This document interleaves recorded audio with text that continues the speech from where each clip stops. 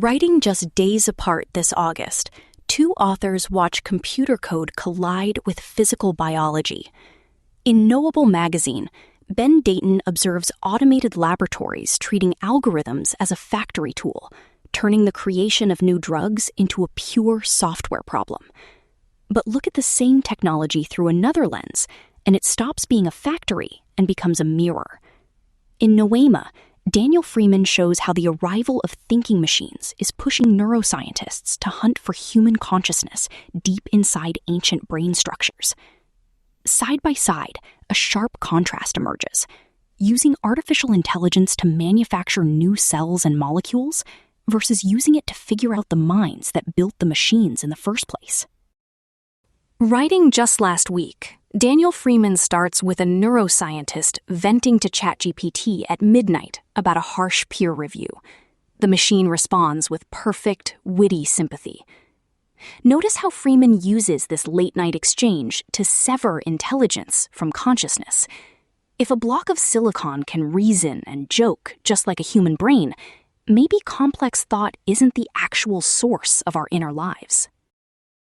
Daniel Freeman is a scientist at MIT Lincoln Laboratory developing transcranial ultrasound and AI methods to identify the neural basis of conscious experience. He is also helping to build an interdisciplinary consciousness initiative at MIT. It is past midnight in a fluorescent-lit office. A neuroscientist opens ChatGPT and uploads the 7th version of a paper, which is littered with critical notes from a peer reviewer. Why is reviewer number 2 such an idiot? The neuroscientist asks the chatbot. The reply comes instantly, witty and sympathetic, reframing the criticism in a way that puts everything into perspective. The neuroscientist laughs, then pauses. How can this computer seem so very human? It demonstrates abilities we usually associate with intelligent beings: language, abstraction, social inference, even a sense of humor. The design of modern chatbots was inspired by the neocortex, the pinnacle of mammalian evolution, so their human-like behavior should not have come as a complete surprise. But what few anticipated was that such complex behavior could emerge in the complete absence of biological neurons. For decades, cognitive neuroscience was organized around a grand challenge, explaining how electrical activity flowing through networks of brain cells could produce the remarkable behaviors associated with our intelligence. Planning, reasoning, problem-solving, creativity, these were treated as the crown jewels of the mind. Yet in that office that night, like on screens around the world, a machine exhibited many of those same abilities, using nothing more than electrons bouncing around in a little block of silicon. A strange possibility has emerged. Maybe we have already solved a large part of what once seemed mysterious about cognition. Perhaps the ability to generate intelligent behavior never required anything beyond this clever trick of signal processing that we call neural networks. If so, intelligence may be more portable than we once imagined. The same computational architecture that operates in biological neurons can be implemented in silicon microprocessors, or even in hypothetical mechanical systems built from springs, gears, and levers.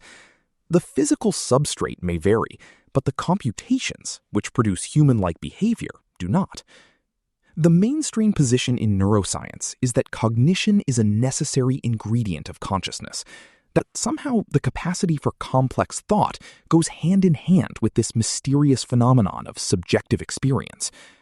Yet now we have computers that can achieve such cognitive feats, and still we seem no closer to understanding how the brain produces our conscious awareness.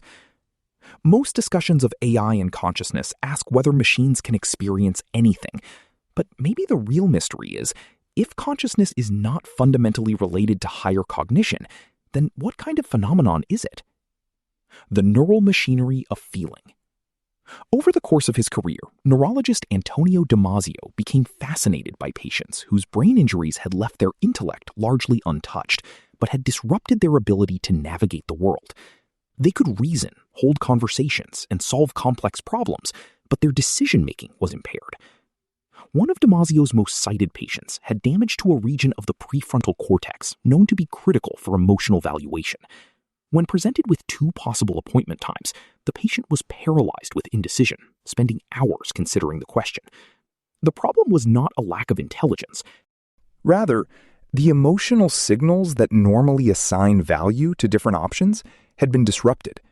The patient lost the gut feeling that normally guides decision-making.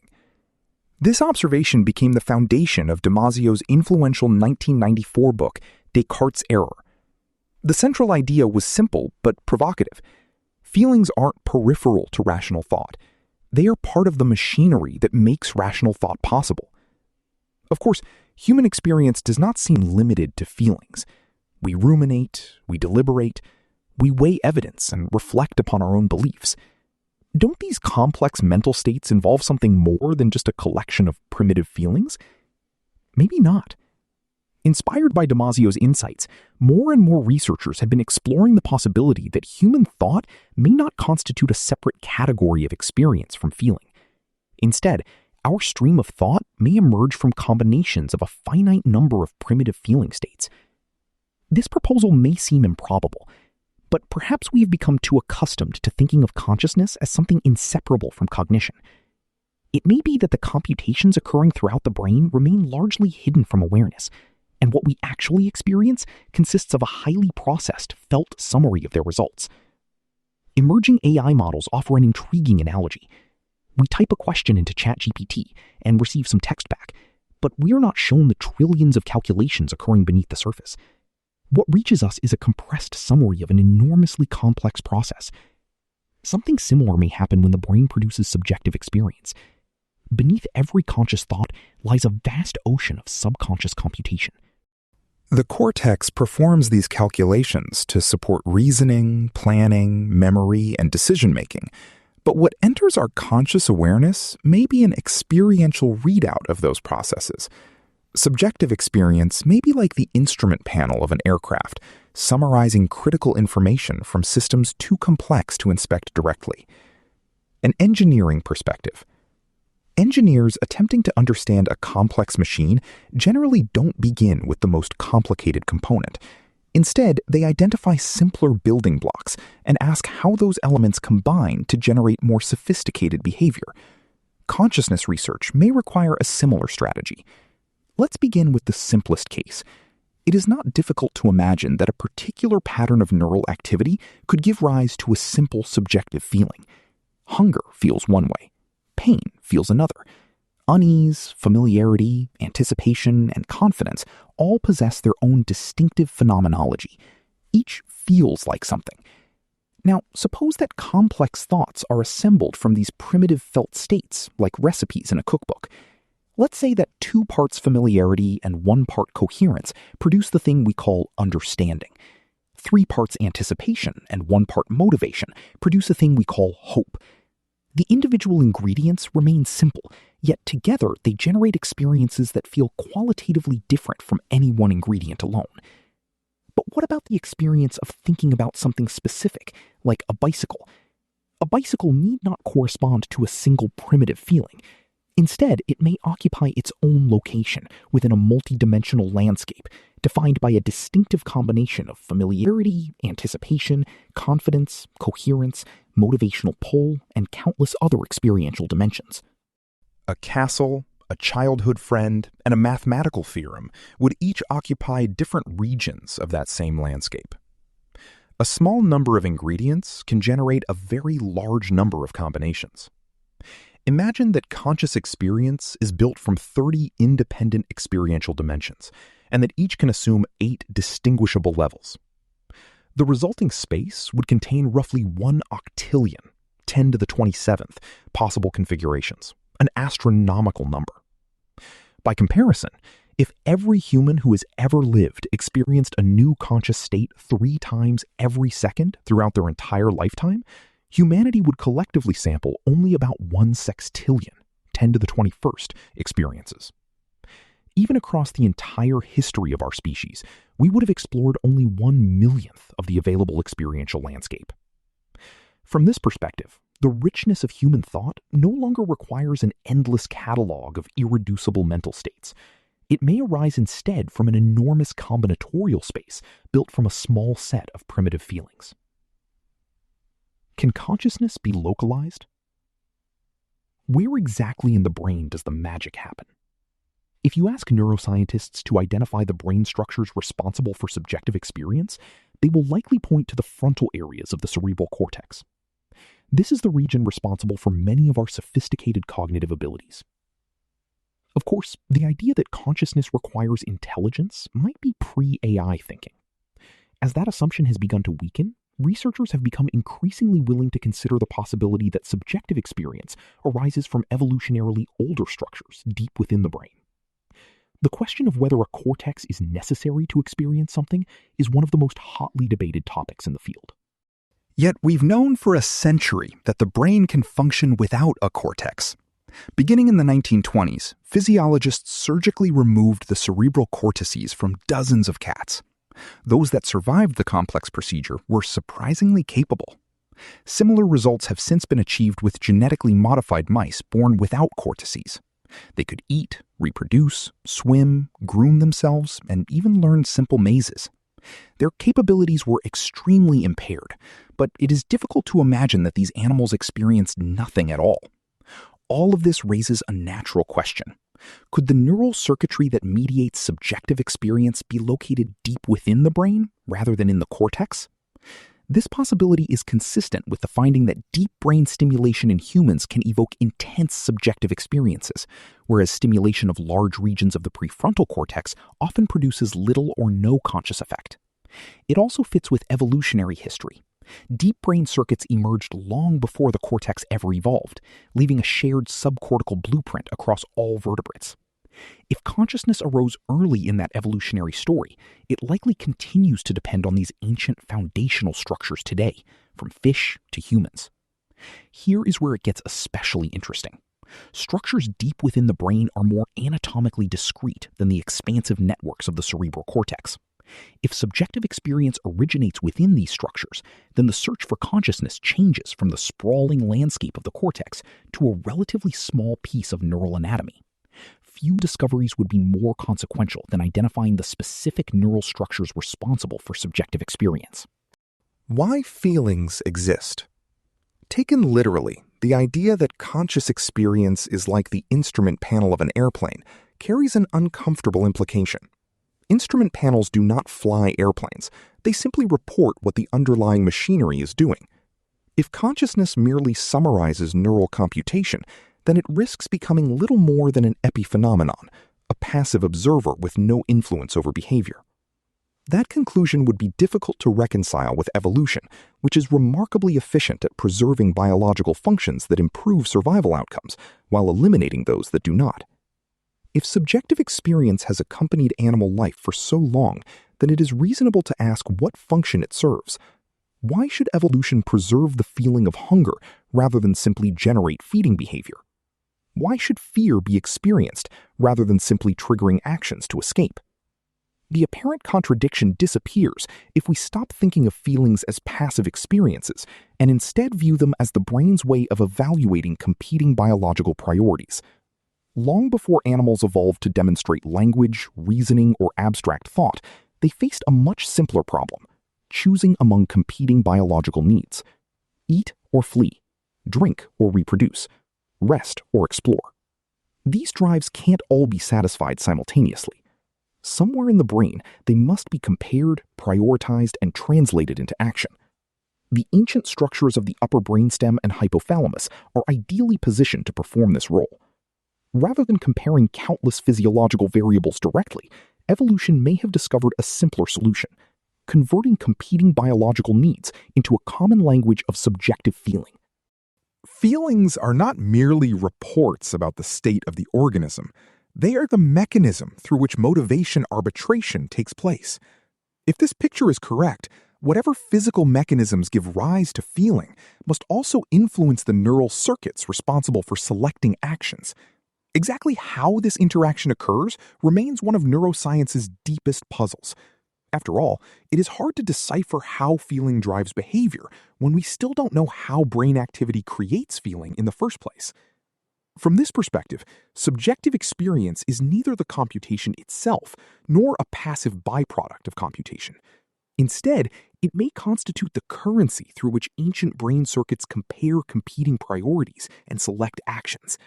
This is the kind of decision support that even an early vertebrate would have required hundreds of millions of years before the evolution of the cortex. When the cerebral cortex evolved, it did not replace the ancient deep brain architecture, but it did start to supply it with much richer information through descending projections. Rather than generating subjective experience directly, the cortex became an extraordinarily powerful computational system, analyzing the external world, constructing internal models, and predicting future outcomes. The results of those computations could then be fed back into the older systems responsible for motivational arbitration and translated into feelings of uncertainty, familiarity, confidence, and countless other experiential states. To paraphrase neuroscientist Bjorn Merker, the cortex may generate the contents of consciousness, while deep brain structures generate conscious experience itself. Bringing consciousness research into mainstream neuroscience. Suppose someone finally identifies the neural basis of consciousness. Convincing the rest of the field may prove almost as difficult as the discovery itself, because consciousness research has not yet converged on a common framework for evaluating competing ideas. Researchers disagree not only about the answer, but about the question itself. A walk across MIT's campus illustrates the point. Even among researchers who study consciousness explicitly, there is remarkable diversity in both methods and assumptions. In one laboratory, anesthesiologist Emery Brown studies how consciousness disappears and reemerges during anesthesia.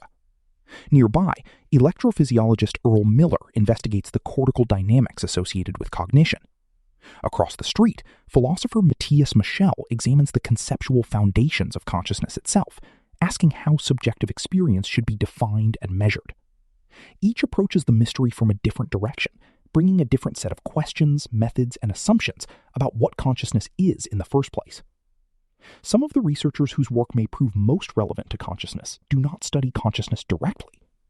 Among scientists here at MIT, Ed Boyden develops technologies for recording, manipulating, and mapping neural circuits.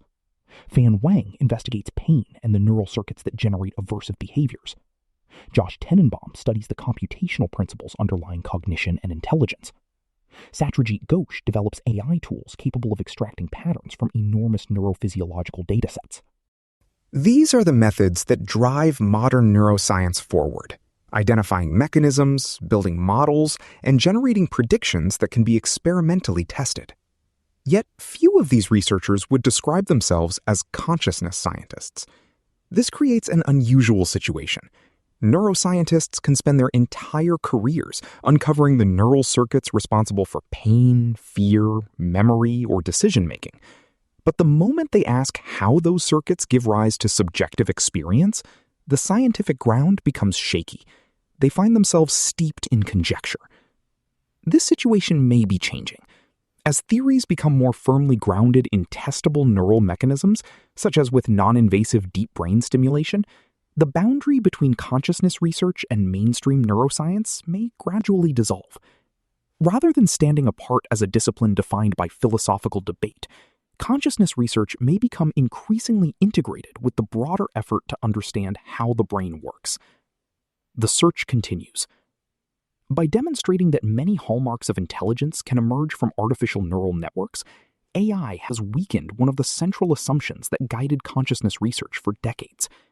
Rather than searching for experience within the distributed computations that support language, planning, and reasoning, researchers are asking a different set of questions.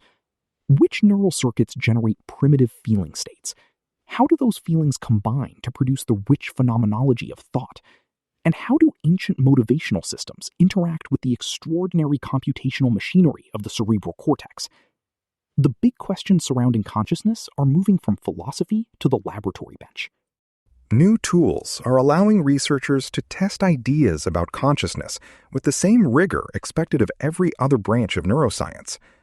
Artificial neural networks, originally inspired by the cerebral cortex, have become indispensable partners in that effort, helping investigators extract patterns from neural data that would have been difficult to recognize only a decade ago.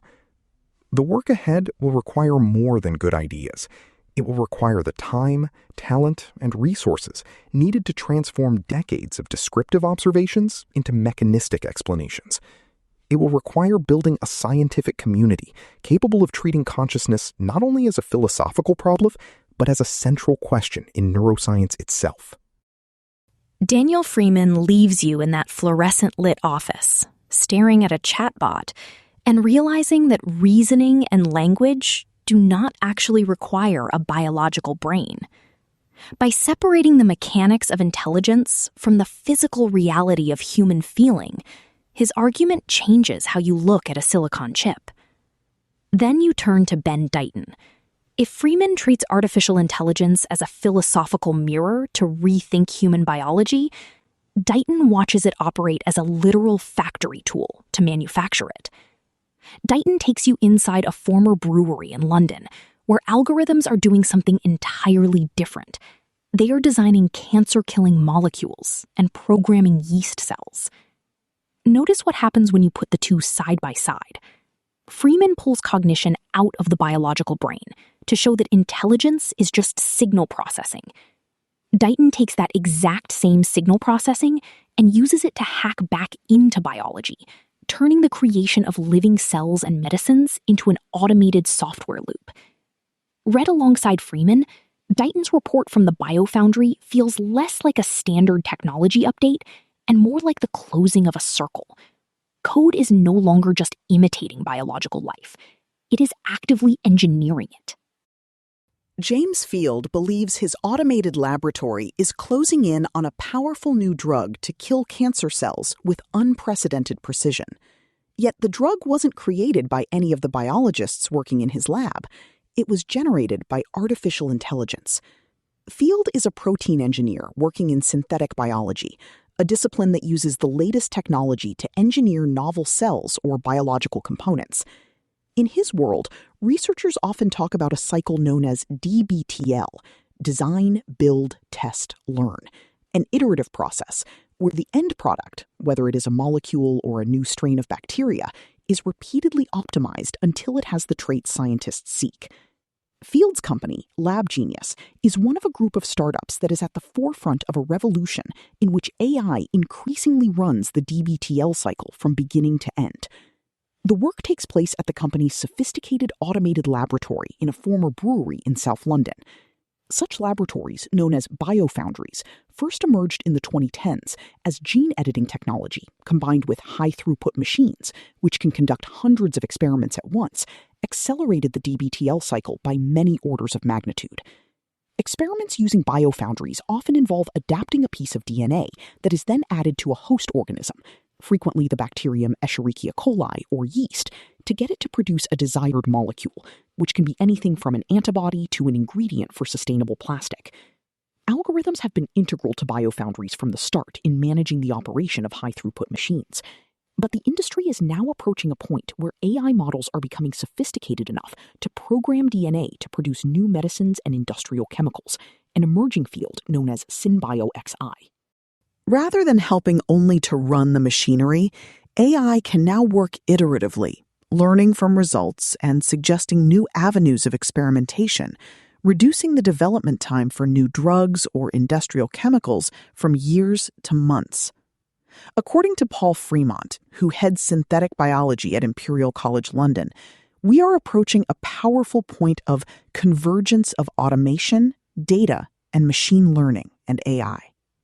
He was the founding chair of the Global Biofoundries Alliance, an international group of publicly funded biofoundries that launched in 2019 in Kobe, Japan, with 16 members.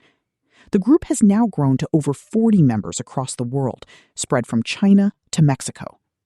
Since that launch, countries have been rapidly investing in biofoundry capacity.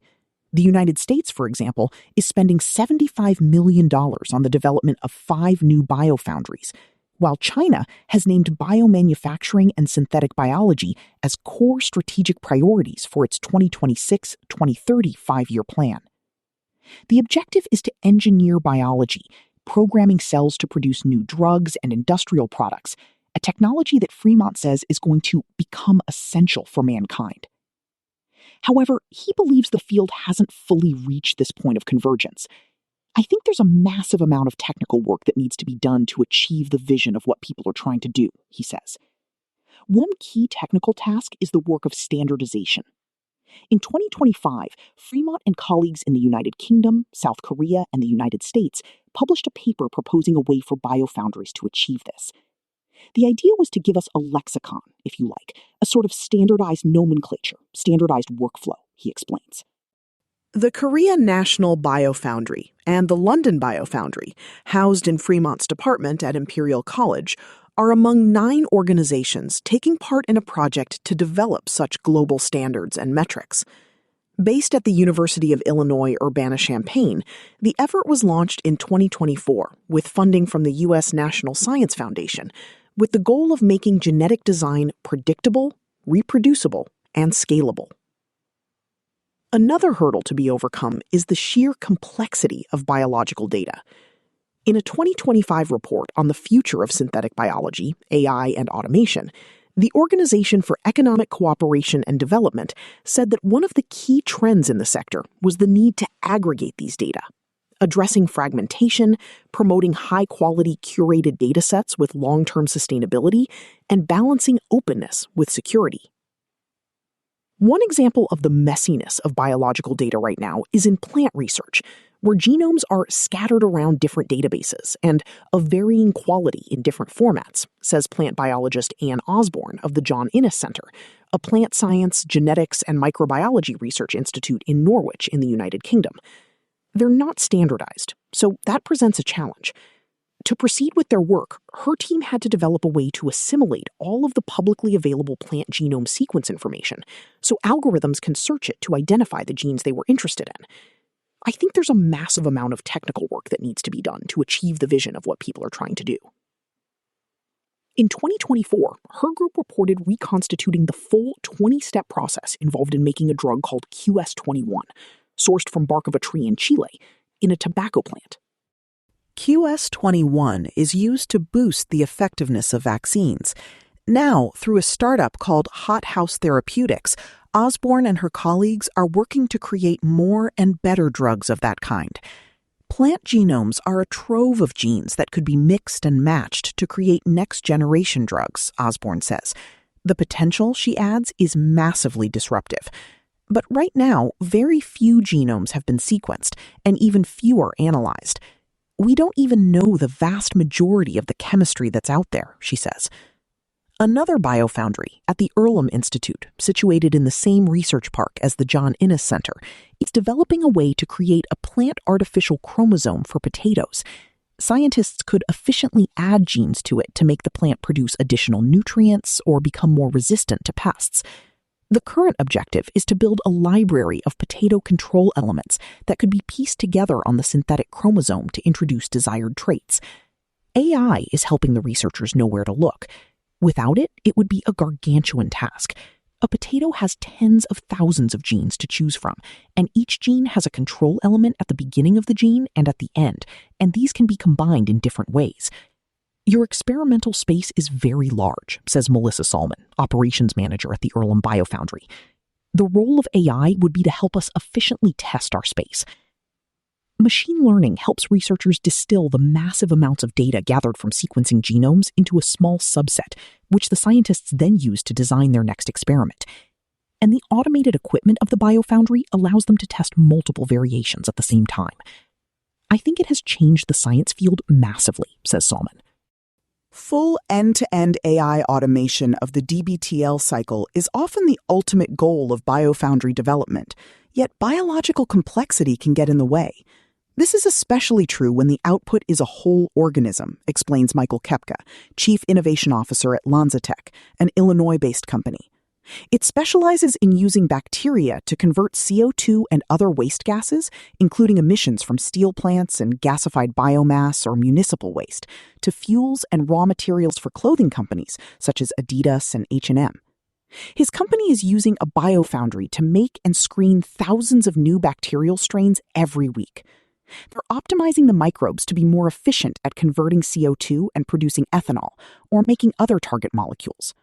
These can be used for fuel and manufacturing in the quest for an economy that is better at recycling carbon. At the moment, Kepka's team is using AI in 3 parts of the DBTL cycle: AI is helping to design new enzymes, to build the required parts of DNA, and to interpret the results of tests, the learn part of DBTL. We have not a fully autonomous loop yet, he says. Right now, scientists must still take these suggestions and start the next test cycle. But he believes the whole process might become automated in the future with some minimal human oversight. AI is taking a critical role in the design part of the cycle in Field's fully automated lab too, unlocking new designs that would not have occurred to a human because of the sheer number of parameters AI can take into account at the same time. Things like the functional properties of the antibody building blocks, the geometry of the building blocks in the final molecule, and biophysical properties like clusters of positive and negative charges. AI can then integrate all of these data to predict the molecule's function and whether it can be feasibly developed. As a result, says Field, what it's able to do is to wander into areas of design space that humans would never normally have looked in. Perhaps not surprisingly, he adds, the molecules that come out of our discovery process, they look really weird. One promising result of this is LabGenius's lead product, an antibody called LGTX-101, a drug that can trigger the immune system to kill cancer cells selectively, sparing healthy cells in the process. Unlike similar drugs on the market, LGTX-101 works by using 3 binding components that recognize Nectin-4, a protein that exists on many healthy cells but is present in greater numbers on certain tumor cells. Because LGTX-101 needs to attach to Nectin-4 at 3 points before bringing in an immune cell to finish the job, it is over 70,000 times more likely to target a cancer cell than a healthy one in tests, the company says. It has already been shown to be effective at killing tumors in mice transplanted with human breast cancer cell lines. The company will begin early-stage human trials in 2027. Even researchers who don't have the budget to build their own biofoundry can get in on the action. US-based firm Ginkgo Bioworks operates a lab-for-hire model from its Boston-based Nebula Biofoundry.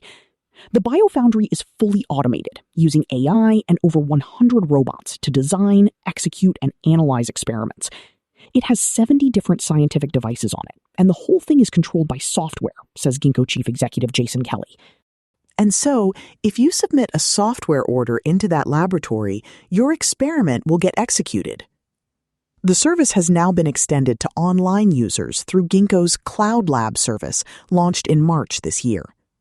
The idea, explains Kelly, was, could we make that also accessible to people outside the building to order an experiment? The Cloud Lab works through an online AI agent called Estimate, allowing scientists to submit their experiment in human language and receive an immediate assessment and price.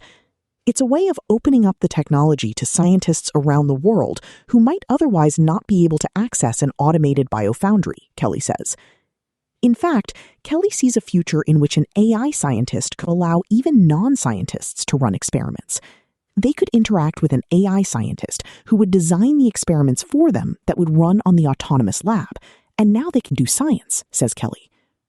But flinging open the doors to this technology also poses a risk, says biosecurity specialist Noema, a scientist at Colorado-based engineering company Merrick and author of the book Biosecurity in the Age of Synthetic Biology. It means that people will have access to the technology in countries that lack regulations to prevent them from using it for nefarious purposes, such as making a bioweapon. That makes the entire world vulnerable, not just that country or that region, she says. DeHaro also warns that biofoundries might be vulnerable to hacking, especially when they're managed by AI. An AI agent controlled by a hostile government or terrorist group could, quote, hijack your system without your knowledge just to sabotage your experiments, which in itself could be damaging, she says. They could steal your data or your information for their own purposes, or they could try to hijack your system to do experiments for them without your knowledge. The problem is that the technology is moving at such breakneck speed that regulators are struggling to keep pace. You have to think faster also about the ethical issues of what this could mean, says Marleen Doctorum, a biophysicist from the Delft University of Technology in the Netherlands, who was the co-coordinator of a report by UNESCO's International Bioethics Committee on the ethical issues surrounding synthetic biology. Noting that synthetic biology is increasingly propelled by AI, the report made a number of recommendations so that the field can develop responsibly, such as setting up a global steering body and a monitoring organization and establishing ethical guidelines. In the hope of spurring action, the group is presenting the report at meetings where scientists, governments, and companies come together, such as the Synthetic Biology and Bioethics Symposium, jointly organized by the UNESCO Turkey National Commission and Acıbadem University in Turkey in February 2026. The urgency, says Dr. is to think about the risks, the biosafety, the ethical issues, what to do with this new technology, how to make sure it benefits the planet as a whole, and not a very small part of it. What lingers after these pieces is the sharp contrast between a robotic arm mixing synthetic molecules and the ancient, soft tissue inside a human skull. In the automated lab, biology is treated as just another line of code waiting to be optimized. Yet in the brain, the rise of those same algorithms is forcing a search for the raw, unprogrammable ability to feel. The collision leaves a quiet uncertainty behind. If the physical body can be mastered as a software problem, what happens to the parts of a living mind that refuse to be engineered?